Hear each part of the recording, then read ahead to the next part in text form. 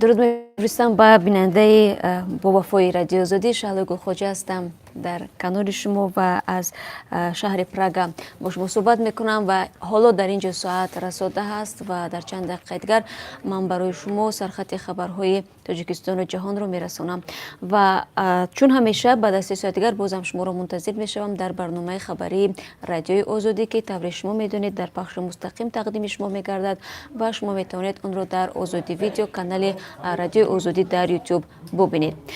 و تنش نفت در مرز اسفاره و بودکند این دفعه مسئله کشیدن یک لوله آب به ساکنان محله توجیک نشین مویه جنجال شده است.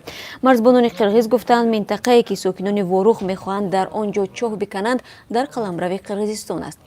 شب گذشته در این منطقه چی گذشت در برنامه خبری برایتان نقل میکنیم و همچنین عکس و نوارها را نیز از محل حادثه پیشنهاد شما خواهیم کرد.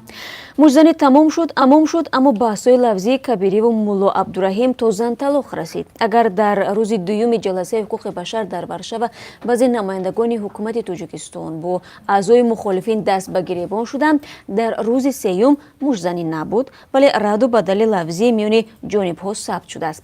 بحث محیدین کبیری با مولا عبدالرحیم در دالان مجلسگاه سازمان امنیت و همکاری اروپا در ورشو گرم بوده است.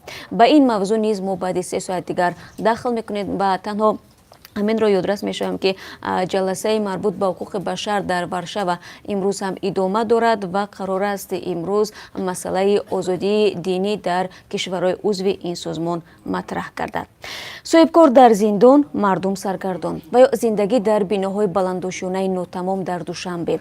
گزارش داریم درباره روزگار ساکنان 3 بینای دهوشانه نوبنیاد که ساختمان آن هنوز به پایان نرسیده است، اما مردم ناچارند که در شرایط بد در آنجا زندگی کنند. طور همکاران ما میگویند در این بیناها جایی که باید لیفت ساخته میشد کشوده و داخل بنا پر از ناقل‌های اوریان برق است. گذشته از این ساکنان تا به حال حجت‌های خانه‌های خود را که برای هر متر مربع آن چند صد دلاری پرداخت کردند در دست ندارند.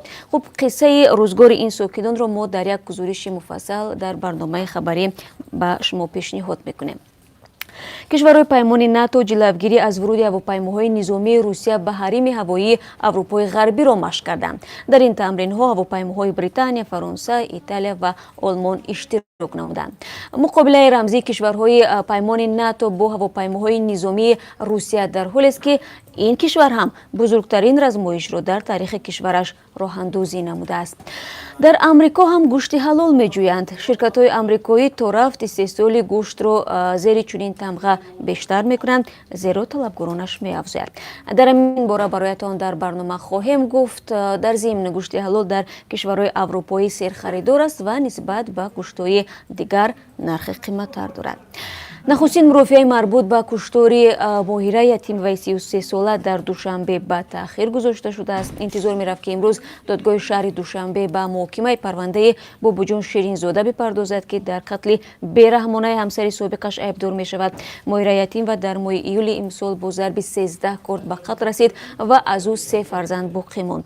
دعوای همسران هم اساساً بر سر همین فرزندان نابالغان بود. خوب بیننده عزیز، من تنها چند از خبر و مطلب رو برای شما سرخطش رو گفتم و طوری که در بالا هم برای شما من یادرس شدم. شما میتوانید برنامه مستقیم خبری رادیو آزادی رو بعد از 3 ساعت دیگر در آزادی ویدیو کانال رادیو آزادی در یوتیوب ببینید و در www.azadi.org هم همزمان میتونید تماشا کنید و اگر خواهش داشتید و نتوانستید که پخش مستقیم رو ببینید پس سر بزنید به صفحه رسمی رادیو آزادی در شبکه‌های اجتماعی که آنجا نیز ما پیوسته خبرها و گزارش‌های رادیو آزادی رو میگذاریم.